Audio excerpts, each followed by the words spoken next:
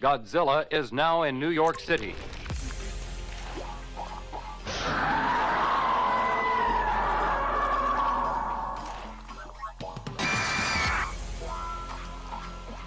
Monster 01 and 02, commence the attack.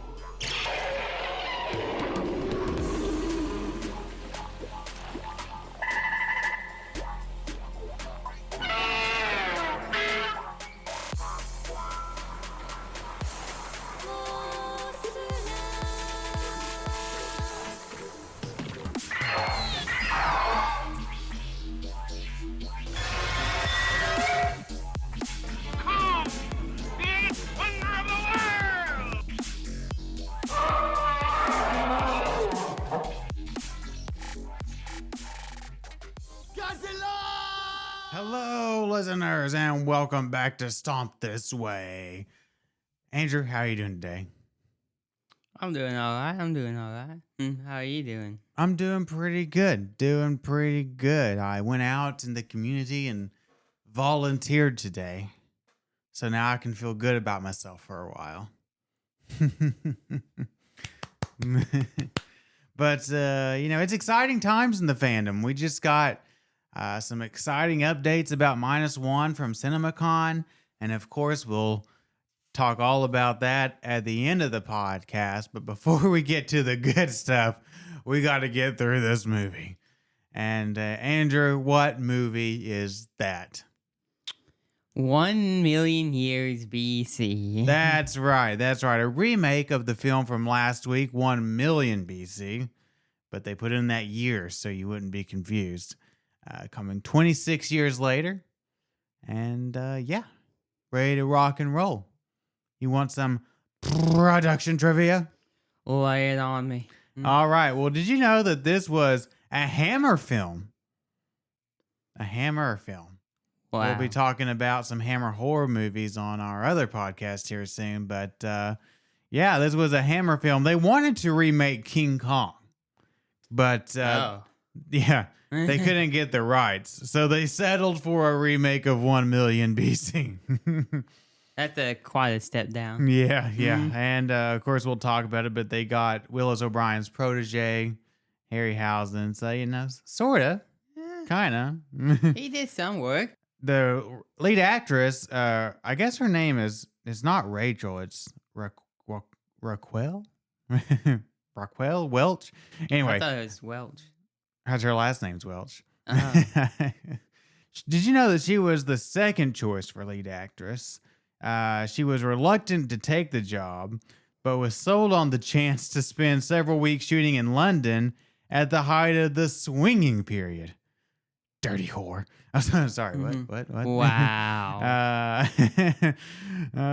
Come film our movie and you can have some wild sex in London. It'll be a great time. But it does look like she came right out of the Playboy Mansion. But exterior shots were filmed in the Canary Islands in the middle of winter. That must have sucked. Especially as scantily clad as they were. Yeah. They constructed a 7-foot-high volcano on a backlot and made lava out of a mixture of wallpaper paste, oatmeal, dry ice, and red dye. So there you go. You were wondering last time what they made the lava out of. Well, this time they tell you. Wikipedia had a pretty expansive list of like how they pulled off a lot of various effect sequence. I didn't write them all down, but if you want to know more, it's there on Wikipedia. But the poster of Welch in her fur bikini became kind of iconic and became a best-selling pinup poster. It was also the poster that Tim Robbins used to cover up his escape tunnel in Shawshank, if you remember that little bit. Wow. Yeah, look at that. They cut out 9 minutes of this movie for its U.S. release. Which one did we watch? I believe we watched the original cut. I believe the 100-minute cut is the original cut. But, yeah. And also another difference, while the UK release was printed in Technicolor, the US release was printed in deluxe color. So, There you So go. they went back and recolored the whole movie. Well, yeah, they got some original film negatives and sent it to a different film printer. Why? I don't know. I don't know if there was a rights issue or if They got a good deal. they got a good deal from Deluxe. Yeah, I don't know.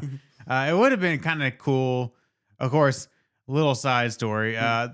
We were complaining about this on that movie for our other podcast this week, Pontypool, about how this movie similarly was not really streaming anywhere. So I didn't buy the DVD beforehand, and we should really start looking into I that. should research that. I used to be pretty good about researching these things ahead of time, but I've kind of fallen off. Because I just always assume that even if I can't stream it for free, I can at least pay $3.99 and rent it on Prime. But apparently, that's not always true.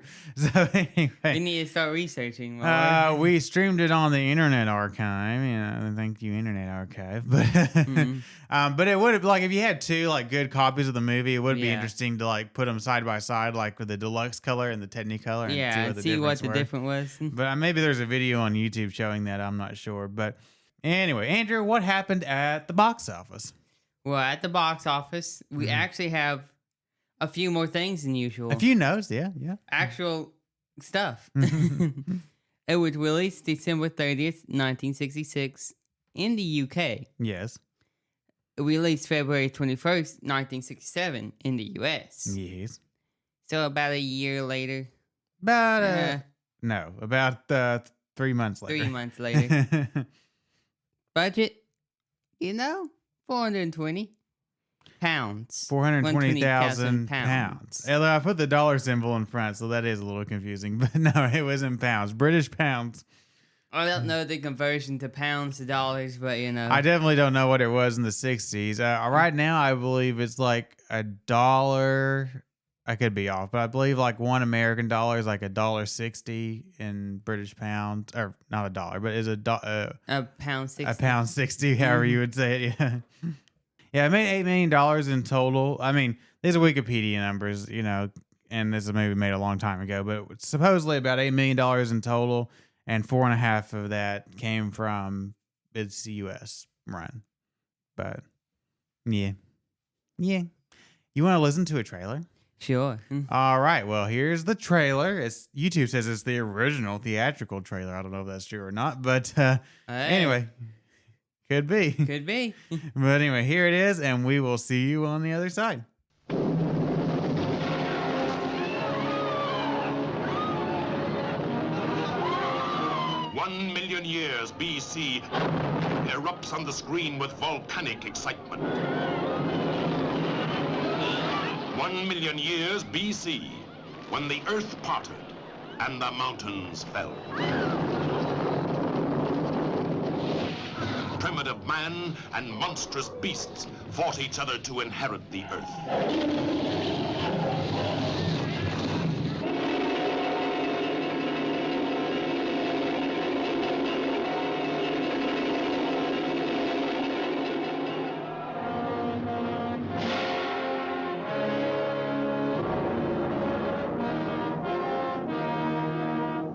Not since time began has the primitive scene been captured for the screen with such imaginative realism. Behold man 1,000,000 years B.C. Introducing the fabulous Raquel Welch, the sensational star discovery of this or any other year in 1,000,000 years B.C. See her as Loana the Fair One, who deserted her tribe and risked her life to follow Tumac of the Rock People. John Richardson as Tumac, as big and strong as the beasts he fought for survival.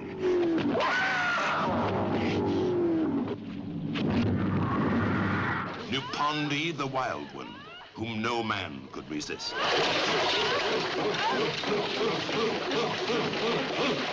See the fascinating, strange, and fearful creatures who roamed and ruled the earth 1,000,000 years B.C. The Brontosaurus, a moving mountain of flesh and bone.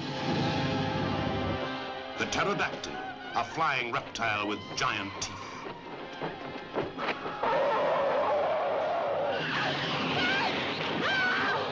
flesh-eating Allosaurus. The Triceratops, a horned dinosaur in battle with the savage Ceratosaurus. You will share the unending thrills and excitement of a world of primitive wonders, of primeval terror and savagery. You will indeed live in another world, in another time, as the centuries fall back to reveal the Earth 1 million years B.C.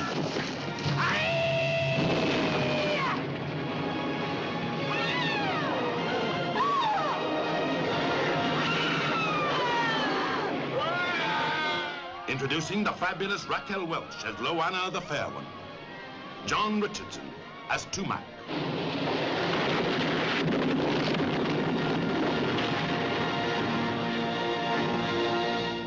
All right, listeners, there it was. The trailer for 1 Million Years B.C.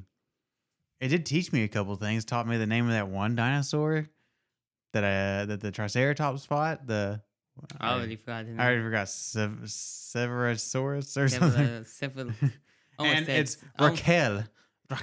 Almost said cephalosaurus. Cephalosaurus. I don't know. That's a different thing. But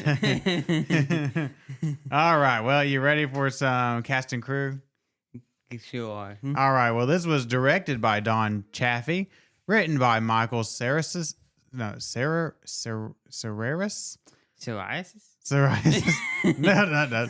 Serraris. Music by Mario Nascambini. Man, these are some hard names. Effects by Ray Harryhausen. Special visual effects by Ray Harryhausen. Somebody else was actually credited with just the special effects. I don't know what the difference is, but maybe he did the regular creatures. Well, I don't know. Maybe Harryhausen did the stop motion, and then like the volcano and stuff was somebody else. But anyway, starring Raquel Welch, John Richardson, Percy Herbert, Robert Brown, and Martin Beswick. Or Martin? And a lot of extras. But anyway, you want to hear a plot? Lay it on me. Pretty similar to last week, but not totally the same. When Tumac, a young member of the Rock tribe, is cast out by his father, Akoba, he wanders across the desert until he encounters the peaceful Shell tribe. There, he meets Loana, the beautiful daughter of the tribe's leader. Despite tension with Loana's suitor, Ahot, Tumac is gradually introduced to a more cooperative and passionate way of life. One day, a dinosaur attacks the tribe. In the chaos, Tumac takes Ahot's spear and uses it to kill the creature, but refuses to return it.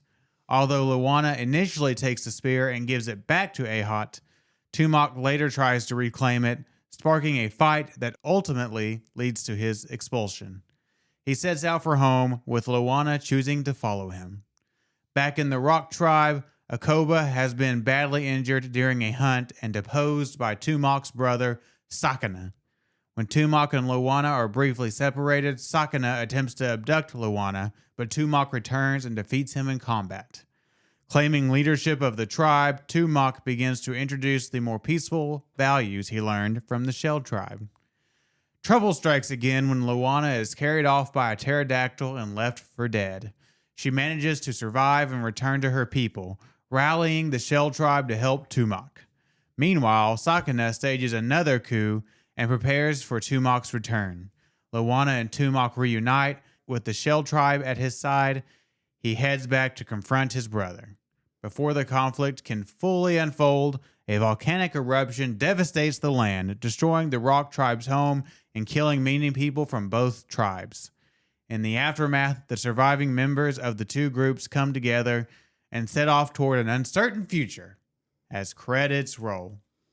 Yeah. More or less what happens in the movie. You forgot their random adventure to a cave of monkey people. I cut out a lot of the... Like the ape people, like Planet of the Apes type people. Oh, yeah. We'll get to that. But, yeah, speaking of that, from really the word go, Yeah. I'm thinking 2001. with we'll get to the 8 people later, but here in this opening. Now, granted, this movie came out a couple years before 2001, Yeah. but I do have to say, Stanley Kubrick, Don Chaffee is not. And he No. opens this movie was like and you mentioned it too, like the first act of this movie just like feels like everything takes so long to develop, and it starts here in this first and from the opening. Yeah. These long developing It, like, slow scenes It of says something in the beginning, and it takes like 2 minutes for it to say something else. yeah, like it Anything starts else. as a black screen, and then you hear some sounds, and yeah, he says something about I don't know in the beginning, Mm. blah blah blah, and then it slowly fades into like an ash cloud or something, And then it slowly, then it cuts into like a volcanic eruption. I think it's supposed to be like the Big Bang. I don't think it's the Big Bang. I think the Big Bang is when all matter was created. I think it's showing the volatility of like Earth millions of years ago as the land was being shaped and all of this and that. But I don't know where you got that. All I saw was clouds. there's the volcanic eruption. It is a montage of volcanic eruptions. And, the tectonic plates and all that, But anyway. Kind of. It was very blurry that first part. Yeah, it wasn't the greatest quality, but there was a volcanic eruption montage. Yeah, there was. It was just volcanic eruptions. Then it's cut to the desert. Yeah, but so that all takes for a while. It takes a Yeah. while, and then we'll finally cut to the desert. And we got rid of that frame story that we had in the original Yeah. version that didn't do anything, but we still have a narrator. And he's, again, much like the last movie, he's going to come in and kind of lay the very basics of the story, Story. and then he's going to bail out, which, again, I don't mind. I don't like Yeah. narration.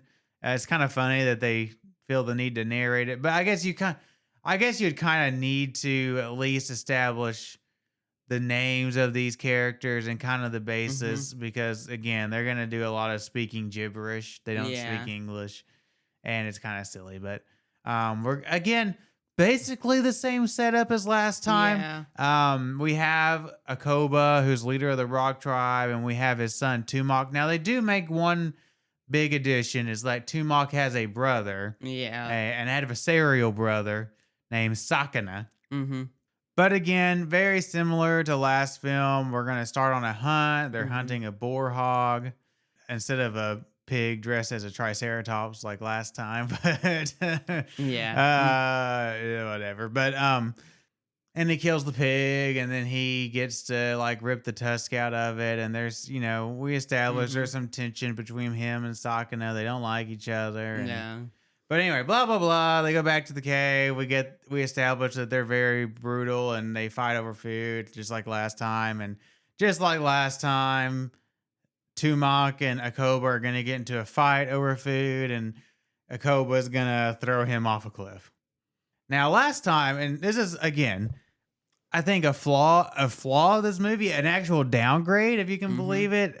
Here in this early parts from that previous film, and like you said, I just wish things got on faster. Yeah. Like that original movie, like it moved, at least in the early parts, Yeah. pretty fast. Like he fell, he got attacked by a mastodon, he fell into the river, and then he floated to the... Things actually happened. Yeah, things happened faster. Here, he gets knocked off the cliff, and then he's going to do a Lord of the Rings style journey Unexpected across journey thing. journey across the desert and the mountains. He'll run into and I thought we were in trouble here. We'll talk about effects later, but a non-stop animated, just a actual giant iguana chasing him a little bit, and he'll see a giant spider at some point or something. But it's really just a long journey across the desert. Goes on for a long time, and I think it's over 20 minutes into the film where he finally gets to the coast and finds the Shell Tribe. Yeah. And we're reintroduced to Loana. Loana.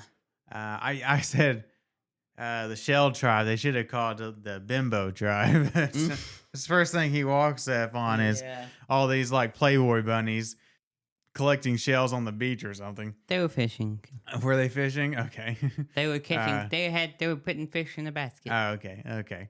But anyway, I should not be so disparaging. It is funny though because like they clearly like try to draw a distinction because the women in the rock tribe are, you know, not to be crude, but more plain looking, more homely, and more flat chested. And then you get to the Shell tribe, and it literally looks like these chicks. They just went and raided the Playboy mansion for some actresses. But anyway, he'll find her, and then there's like this giant sea turtle. Now, thankfully, it's not an actual sea turtle. It's animated, stop animated, but. And then again, like, I think a struggle early on in this movie, and I feel like the whole first act of this movie, not a very engaging battle. It's a turtle. So it's a sea and turtle. It moves like a turtle, and it's kind of a slow. You know how sea turtles can't move fast on land. Yeah. It just is not a very kinetic battle, but anyway. Yeah, so he gets taken in by this tribe, and you can tell, like, from the word go, like, Loana is kind of possessive of Tumak. She runs another chick trying to take care of him off, and then her man, well, he gets a name in this movie. I don't know if they say it in the movie, but he's credited as A-H-O-T, Ahot. Is that it? Remember they said that? When they were introducing themselves when he said his name? She did, yeah. Anyway, he's jealous from the word go, but he's not super mean, just like last time. Yeah. But anyway, so yeah, he gets, they teach him how to make spears and show him how to fish with the spears and show him how to share food and blah, blah, blah, and all this. Yada, yada. All this and that. I will say, what was his name? John Richardson? Yeah. How did you feel about John Richardson as Tumak? I think he did a decent job. Yeah. He looked like a lot more, like they were trying to describe him as more than the last guy, a guy that can, fight the beast that he was fighting and, last as long as he was lasting in some things. I agree with you. I think the look is there. He looks more like a caveman. He's got the beard and the unkept hair, and he's bulkier. You're right. The other guy was scrawny and looked like he couldn't survive. Scrawny. He didn't have a beard. Didn't look like he could grow a beard. He kind of looked like two of the litter in the caveman. Sorry. But I will say, I think the guy last time was more expressive. Yeah, he was a lot more expressive. And maybe that's part of the performance by Richardson, is he's trying to be less expressive, and he's trying to be more of a caveman. But I do think the guy last time, like, I understood all of his emotions at all times. Well, some of them were silly, admittedly, but whatever. Here, Richardson's a little harder to read, and I don't know if I didn't have that first film as a guidebook, I don't know I would have got it, but I don't know if I would have caught on as quickly to his mindset. But I think he was doing a good job for what he was given. I don't think he's terrible. I'm just saying. I think he he's a little more flat. He's acting more like a caveman than the other guy. I guess. Do we know what cavemen's acted like? Probably not intelligent. But anyway, so we're going to do this. And then just like last time, the Allosaurus shows up. They get into a big fight. Much improved Allosaurus sequence, but we'll get to that later. Big fight. He takes a hot spear. And, through a series of events, ends up stabbing and killing the beast. And then, like you said, I think he deserves to keep the spear. Yeah. I mean, he's a trophy he killed, but him and Ahot get into a fight over it. It's hard to tell if it actually was Ahot's spear because they were swapping spears. I know, everybody was swapping spears and throwing different spears. So, who really cares whether it was his or not? But anyway, maybe his initials are on it somewhere. Maybe. Anyway. And then, right after that, not right after that, I guess. It's a few scenes later. Where after he, gets caught trying to steal the spear back and all that. After he gets kicked out, A-Hot just hands him the spear. Yeah, that was the thing. Like, they did the thing. Luana initially gives him makes him give A-Hot the spear back, but then he goes looking for it later, and it leads to a big brawl, and then that's when the village leader comes in and says, "Get out," or whatever. Yeah. But yeah, it's funny because after this big fight over the spear, A-Hot's like, "Take my spear and my woman," and in not so many words, obviously. Yeah. But yeah, it was just like, you just had the big fight over it. And now he's getting kicked out, and you're going to give him the spear. Why is he getting kicked out in the first place now? I mean, yeah, why are we even going to kick him out at that point if the spear is not an issue? But anyway, so then he begins his Lord of the Rings style journey back with Loana in tow. And yeah, some weird things happen. There's a scene, like this next scene, you know, we see them journeying back or whatever, but the scene with the ape men, like, you cut it from this movie, right? Because it first of all, it makes no sense. I don't understand why he goes into this cave. Like, I thought he was going to go into the cave to kill the ape man. Not really sure why. Maybe he holds a grudge for it scaring him the first time or something. But I thought he was going to go in and have an action sequence. But they go in. And there's a whole entire tribe. There's a tribe of ape men. They get scared and they go hide in a corner until daylight. And then they sneak out and go on. And there's no fight with the ape men or nothing. The ape men don't even appear again. The ape men don't come back into the story. It's so weird. It feels to me like with the languid pacing of that first act and this movie is almost exactly 100 minutes, just a few seconds over. It feels like they were like, we got to hit 100 minutes, and that's what they set out to do. Like 100 minutes. That's what we got to make, boys. Put them some like Planet of the Apes people in there. Yeah. And now again, I want to recognize this came out before Planet of the Apes. But, that's true.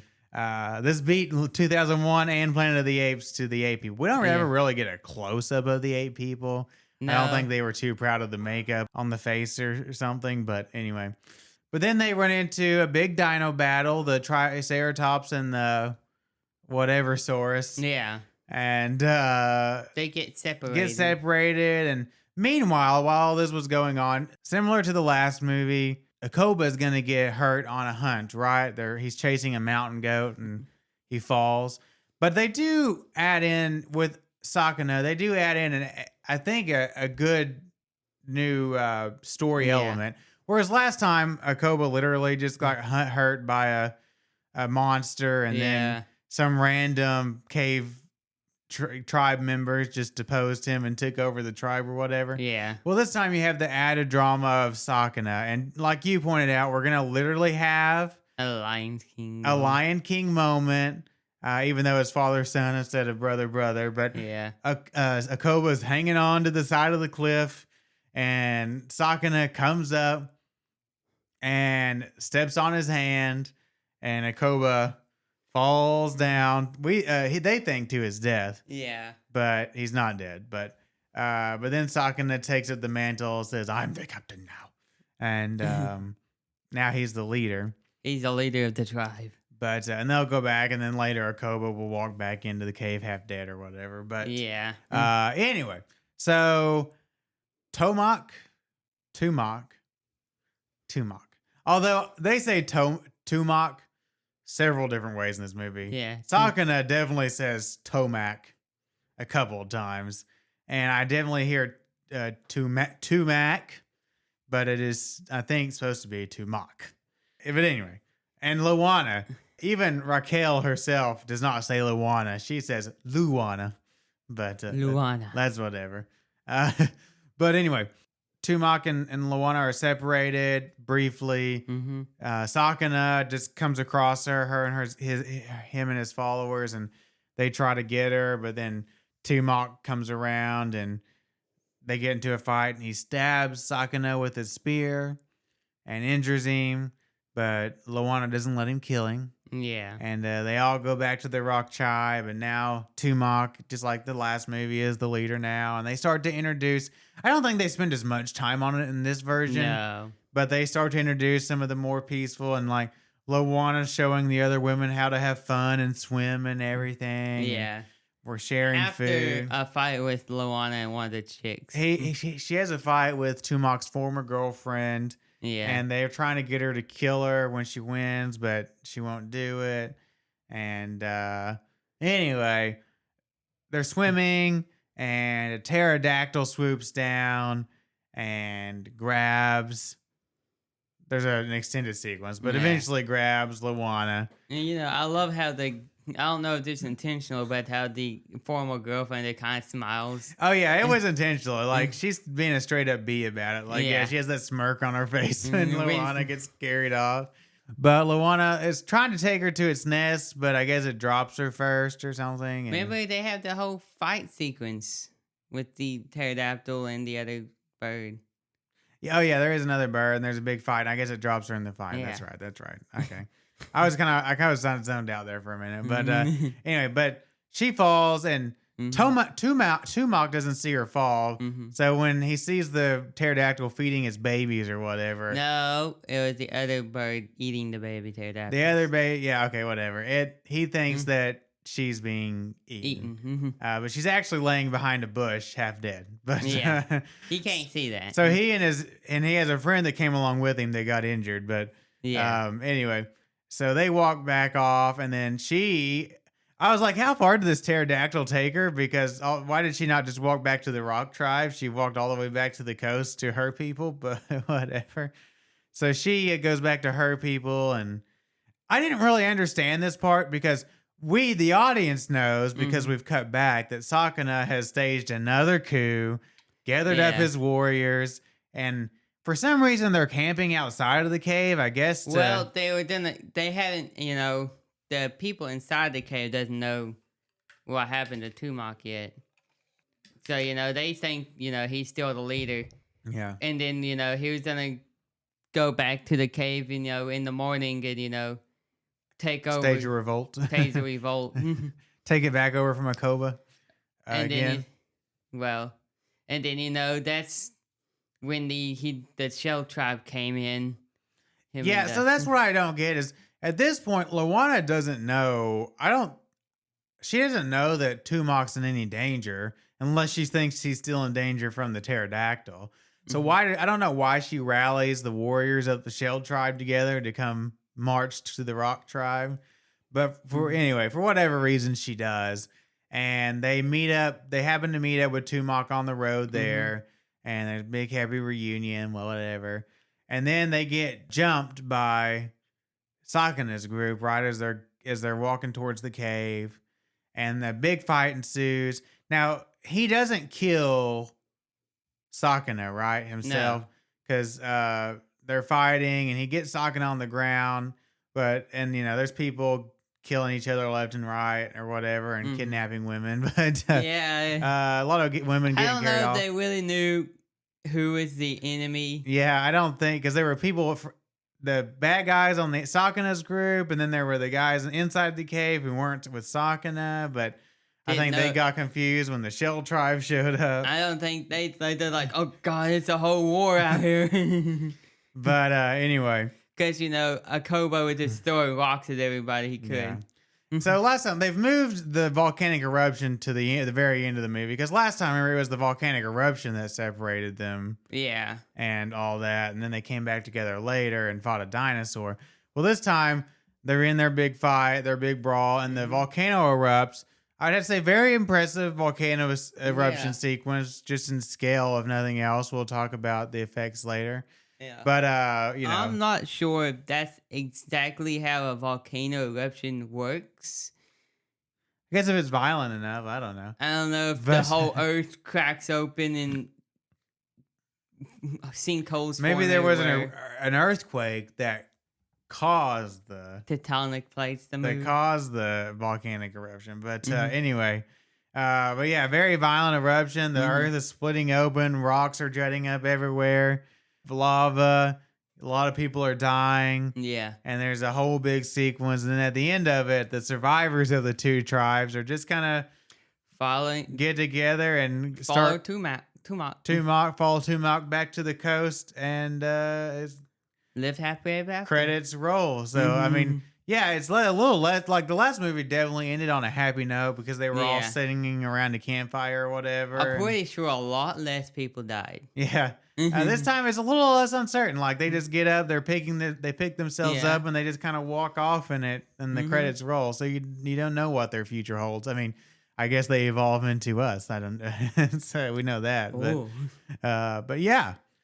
So that's the movie. Like I said, there's positives and negatives, right? I actually think from a story structure, the first act is weaker because, like we said, it moves so slow, and we're just like, because it's about 15 minutes longer than the Yeah. original movie, and we're just like, we just get to it. I'm not sure there's any strong story arc here. No, I do like the added element of the brother. Yeah. I think that makes it a little bit stronger, like the stuff going on at home while he's away makes it a little more interesting. So I do Yeah. like that. I do think they abbreviate. Well, I think the first half is kind of elongated in like the story stuff, and But it's not like in the story. It's real this walking in still frames. yeah, like they stretch out him traveling between tribes and the introduction at the beginning, and then and the creature sequences are a bit elongated and all that kind of stuff. But in the second half, I feel like they condense a lot. Like they condense him and her coming back to the rock tribe and teaching them to be civilized. I and- think they could, utilize some more of that time in the beginning to, flesh out these people more. I definitely think that I don't know what they cut out for the American version, but I think that first 20 minutes, Yeah. particularly after he gets expelled from his tribe, which Yeah. is pretty early, to like, the 20 plus minute mark when he finally shows up at the Shell tribe. There's a lot in that 15-minute stretch in between that could have been cut out. And They it's just probably like, cut out 9 minutes of that. and I hope they cut out 9 minutes of that. But so yeah, it just feels really slow at the beginning. But I do think the strengths of this movie, where it supersedes the original, is mostly in the Harryhausen's work that we'll get to in a little bit. But it was what it was. It was what it was. Like I said, I think Richardson, he looks the part better. I don't know if I like his actual acting any better, though. Like I said, I thought the last guy emoted better. And then, God help her, Raquel Welch. It's 1 million BC, but yet she's got her eyebrows drawn on and a lot of makeup, and pretty sure she's had a boob job. But, whatever. At least the last girl looked a little more natural, but it is what it is. The Rock Tribe girl looked pretty natural. Yeah, they look more natural, but yeah. And then the guy playing Akoba, we had Lon Chaney Jr. playing Akoba last time. The guy this time, again, I thought Lon Chaney was so miscast that last time and wasted. The guy this time, I think, does a decent job. Pretty good job. I just think overall, just like last movie, it's kind of painful to watch these actors try to say these stupid gibberish lines and repeat their names over and over and try to convey this story without dialogue and fighting imaginary creatures. And it's a challenge for an actor, and some of them are more up to the task than others. But but creature design? Yeah. All right, well, we have a lot. Well, the first thing, I got worried. Because the first thing we see was a superimposed iguana. was an iguana, superimposed and made to look giant as it chased Tumac across the desert. I was like, maybe that's where the other special effects guy did his stuff. Well, I did read it was Ray's decision to have some real animals in the movie because he thought, I think it was a cost-cutting initiative, but he said that he thought it would add a sense of realism to the movie. I think he did do it better than the original. I don't know. I don't think so. I think it looks kind of. We'll talk about how it looks specifically, but I think it looks kind of rough. When we'll see a giant spider and a giant cricket briefly. We'll see. Any other real animals we see? I think the next thing we see is a sea turtle. Now it is animated. Actually, we see the brontosaurus Yeah. briefly. One scene, see a brontosaurus walk across, looks like a brontosaurus, and then we'll see the giant sea turtle, which is a very good model of a sea turtle, but it is animated.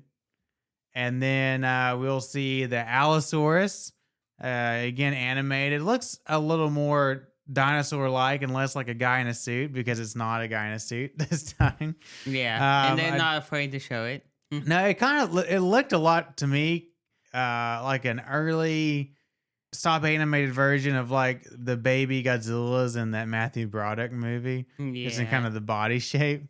But we'll see the Triceratops and that other thing that it fights with the little horn. You know, the Triceratops looks like a Triceratops, looks Yeah. good. The other thing is like the dinosaur with like the little horn on his nose. Kind of looks like a T-Rex or an Allosaurus, but like, you know, again, it just has a little horn on his nose or whatever. Pterodactyl, 2 pterodactyls, I guess. We see. Well, I think the other one was some other type of flying bird. Oh, maybe it was a pteranodon. Because it had like the more dinosaur looking face. Or Yeah, and it was bigger, I think. bigger. Yeah, so 2 flying dinosaurs, and you know they look like flying dinosaurs, and yeah. Was there anything else? I don't think so. I don't think so. I think that was it. There's some other animals that they're not trying to pass off as giant, like a warthog, a snake, a condor, and stuff Which like will that. all probably in those times. Well, a version of them. Probably some version of them. I don't know if they looked exactly like that. I mean, snakes, and yeah, they've been around forever. Yeah. I don't know about that warhog, but They probably anyway. had a variation. And then effects overall, like, listen, I think the stop motion is pretty good from Harryhausen. This is pretty good Yeah. work. I think the turtle, especially, is very fluid. The brontosaurus looked a little dodgy to me. The Triceratops looked good. The other one looked good. I think the superimposed stuff looked pretty decent. They're gonna, I don't know. I mean, it looked okay. And then the other shots, some of the matting shots, some of the rear projection shots look pretty good. I think a lot of the stuff with Harryhausen, like where the claymation dinosaurs are interacting with people, they pull those off pretty well through various effects methods. But I don't know, especially there at the end with like the volcano eruption. Some of the matting shots look okay, some of them don't. Some of the rear projection looks okay, some of it doesn't. Now I am impressed with the scale of the. They've got like sets, like they have some sets with some moving grounds where like people fall in, and then like the rocks jutting up, and like the volcano erupting in the background, and the model, the volcano model looks good, and all of that looks really good. Sadly, his former girlfriend did die. Yeah. Again, I think the sets look good. I think the location scouts did a good job. These locations on the Canary Islands, some great outdoor filming locations, so I appreciate that. But yeah, I think, like I said, I think the composite shots and rear projection and some of that stuff is a little dodgy from time to time. But again, I will give the movie its biggest improvement is that we have Harryhausen here doing stop motion dinosaurs instead of just gluing fins onto baby alligators. I mean, that is To be fair, that big was improvement. illegal at this point. There's still a little bit of animal abuse. They do make that poor iguana fall down into a crevice when that volcano erupts, but not as bad as last time. Nah. And then score. Score's fine. I mean, not super memorable. No. But you know, it was there. Pretty great. You know, kind of your grand orchestral score like you would expect for something. I was like thinking it was gonna start going into 2001's music. that. You think it was gonna do a Zalk Zestra or whatever? Ba-bam. Yeah, I definitely, like I said, I definitely got some 2001 vibes a couple of times. Maybe Kubrick was inspired by this movie a little bit. I don't know. But Who knows? Anyway, are you ready for some final thoughts? Yeah. All right, we'll go for it. But you know, like I said, this movie, it's alright, you know. It's not the worst thing I've seen in the past few weeks. It's just a little slow. Yeah, It's really slow in the beginning. it is. Yeah. I'm like, are you gonna start the movie yet? The first 20 minutes especially were just so drawn out. Of every scene was like way stretched Yeah. to its limit. And I think, but the acting in this movie, I think, is decent. They play pretty good. For non-speaking cavemen. Yeah. There's only so much you can do without speaking. Yeah. We saw in The Quiet Place. Well, yeah, but the Quiet Place did it really well. So. Yeah, that's true. The Quiet Place did really well. That's different. That's a whole different quality of movie. To be There. fair, they do it doing sign language in The Quiet Place. Yeah. They had ways to communicate in Quiet Place. But getting off that subject. Yeah. The score in this is, it's just any, score you would think would go on a 60s movie like this. Orchestral things, generic orchestral music. Yeah. And all that.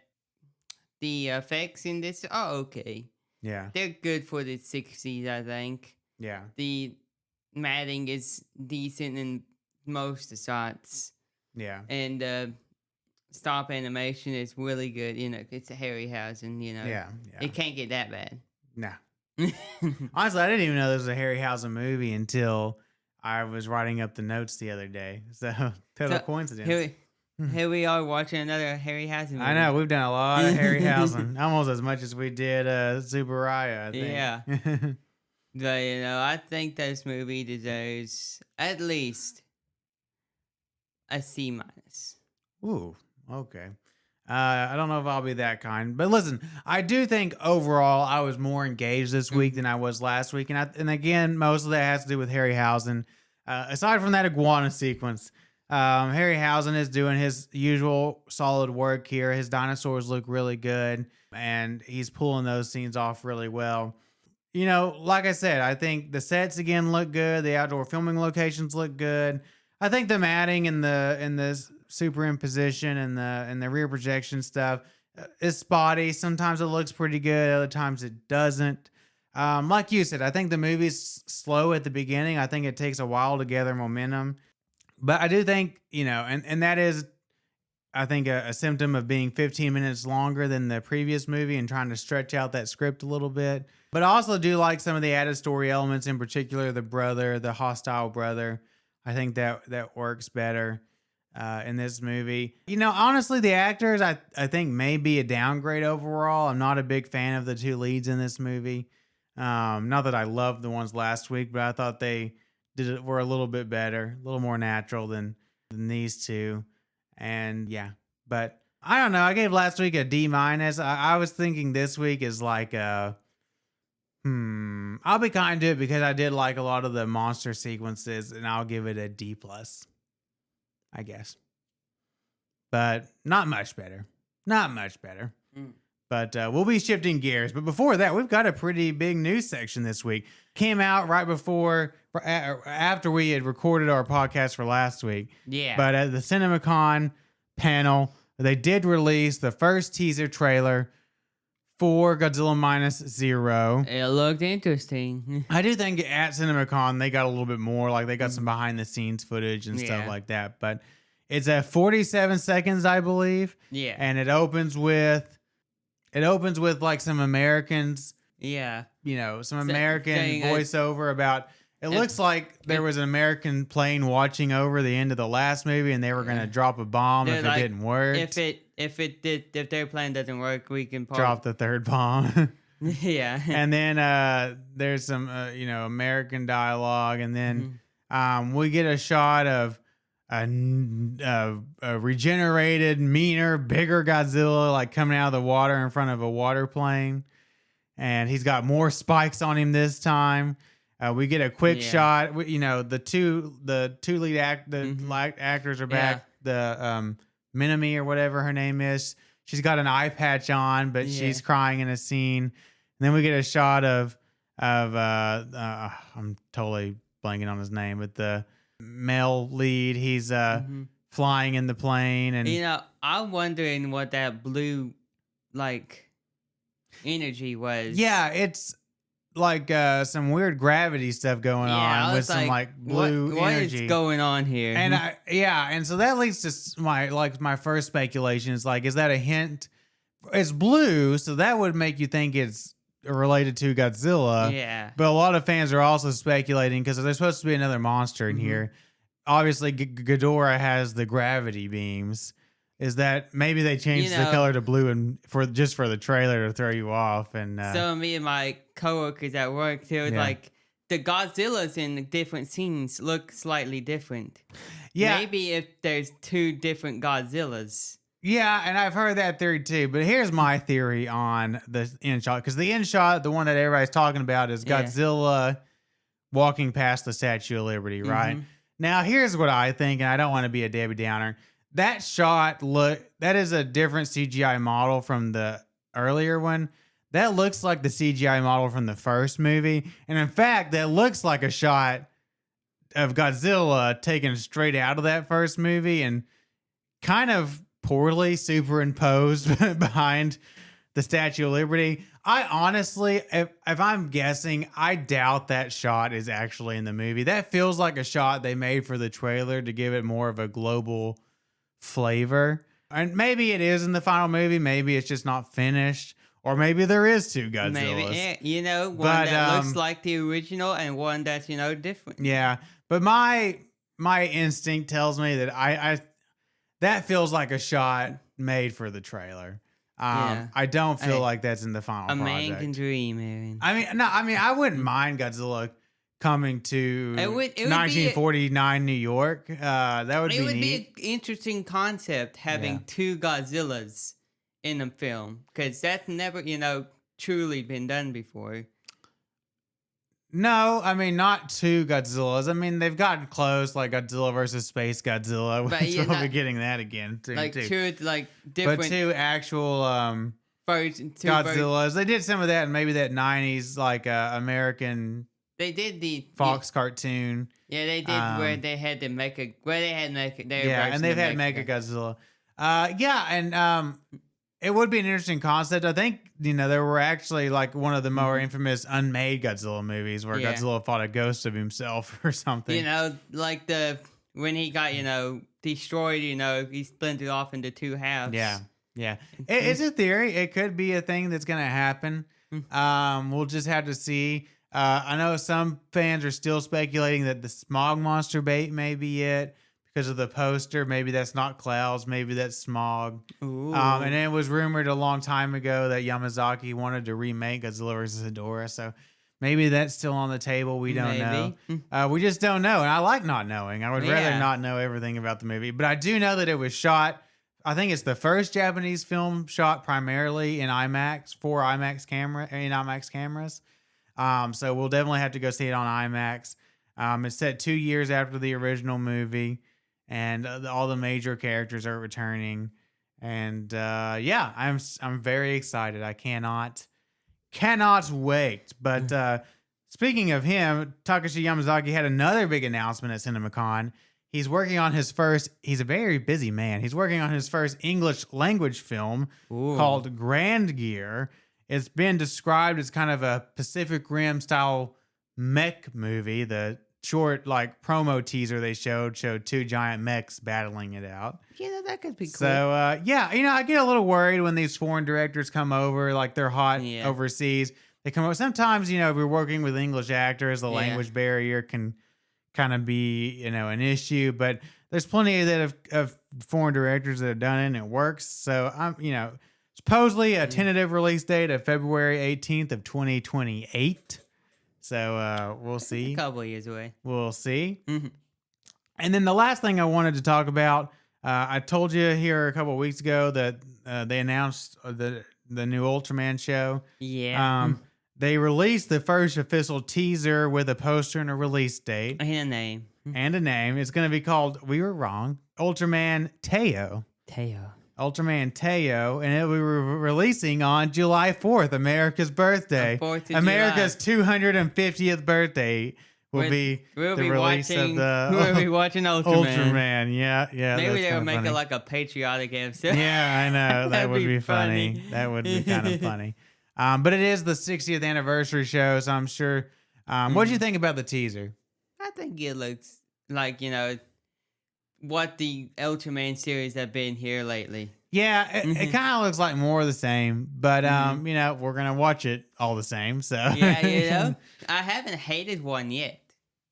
I haven't hated one. Now I have kind of, I'm just kind of whatever about them at this point, But we'll watch it. We'll enjoy it to some extent, I'm sure. But anyway, this is kind of getting to be a rather lengthy episode. Yeah. I just want to briefly talk about the schedule coming up. We're getting into Creature Feature Summer as we kind of get into late April and transition into May. We'll be starting with Grizzly next week. And then the week after that, we'll take a break from Creature Feature Summer to record an episode over Season 2 of Monarch, Legacy of Monsters. And Season then 2. we're back to Creature Feature Summer. And then back to Creature. We'll be doing Grizzly 2. We've got, of course, over the summer, we've got Deep Blue Sea and Jaws and all that kind of fun stuff and a few others. We're going the shark, Razorback, that kind the of shark stuff. territory. Yeah. But anyway, I think that's all we got for them this week, Andrew. Yeah. So don't forget that we have another podcast we're working on. It's called Pulse Check. And this month we are doing zombie movies. And next month we'll be doing mummy movies, including the new Lee Cronin mummy movie. So check that out. Yeah. But as far as this podcast goes, you can always contact us at stompthisway1954@gmail.com. And you can find our website at www.stompthisway.wordpress.com. That's right. And you can find us on social media on Facebook, X, and Instagram at Stomp This Way. And you can find all this information in the show notes below. So next week will be Grizzly. And as always, I'm Aaron. I'm Andrew. And we will see you next time.